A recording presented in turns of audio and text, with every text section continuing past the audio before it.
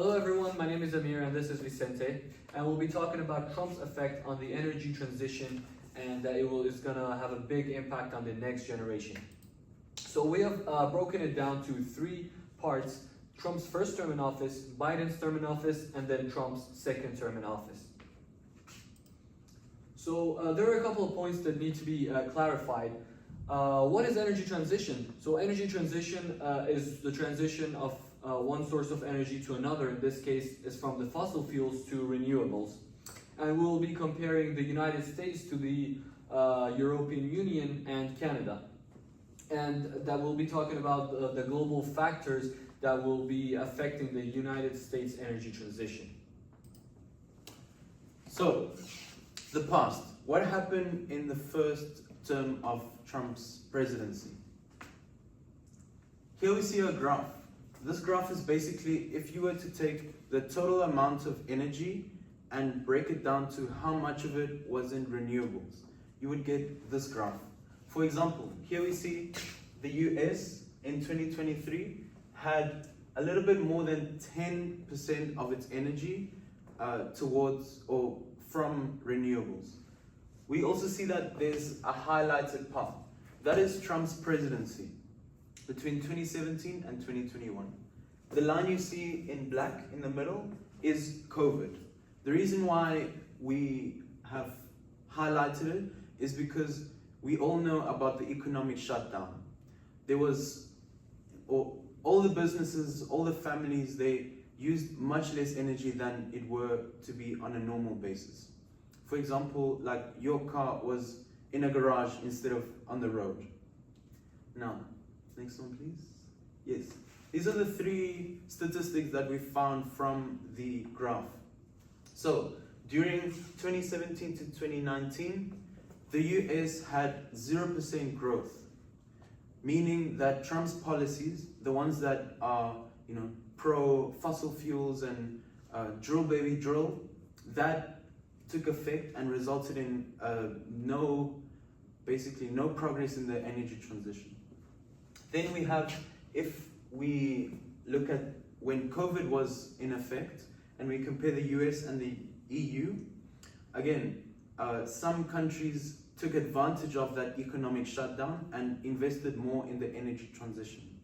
US was one of them. However, when we compare it to the EU, the US had a 21% less growth. Then, also in 2019, Trump went out of the Paris Agreement. And for those of you who don't know, the Paris Agreement is an international commitment to climate change. Trump went out of that. Basically, during Trump's presidency, the US consistently underperforms in regards to the energy transition. So now let's look at Biden's term in office from 2021 until 2024. Let's take a look back at the graph we just looked at. So here you can see the line B shows the time where the conflict between Russia and Ukraine happened. And as you can see, Europe had an increase in the use of renewables in compared to the other countries, because Europe had to take more investments and do more investments into renewables, because the European countries were relying on Russia for their energy sources. Next slide, please.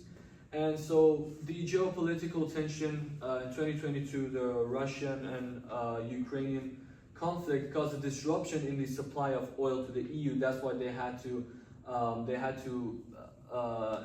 invest into the renewable sources rather than relying on Russia, because they were in the middle of the conflict. And in 2021, Biden rejoined the Paris Agreement, where the one that Donald Trump pulled out of, and he made it way more difficult to get a permit for producing oil in compared to Donald Trump's time.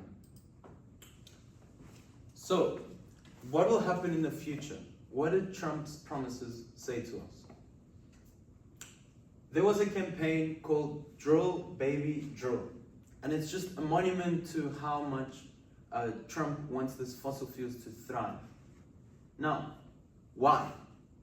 Well, the reason why is because of simple economics.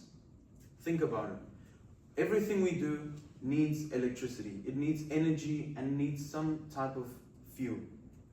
So his philosophy is, if he can take the cost of that initial expense down, then we would have more money in our pockets.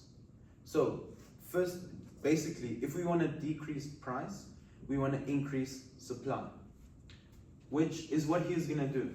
He's going to increase the amount of supply by 3 million barrels. Another thing that's going to happen in the second term of Trump's presidency is the partnership with Elon Musk. The reason why it's relevant is because of how these two personalities, bring that sense of unpredictability. We know that Elon and Trump have said one thing and then in the future have produced another thing. So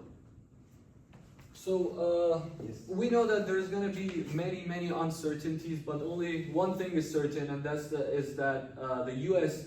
will continue to increase their use of fossil fuels instead of investing in the energy transition. And here's a list of the top 10 leading countries in the energy transition. And as you can see, United States of America is at 7, but based on what we went through and what we have analyzed, they will probably be going down this list more than what we expect. And that will be all for the presentation. Thank you everyone for listening. Thank you everyone. Bye bye. Nice. How was it? I think I fucked up a couple places. No? Do you want to do it again? I mean.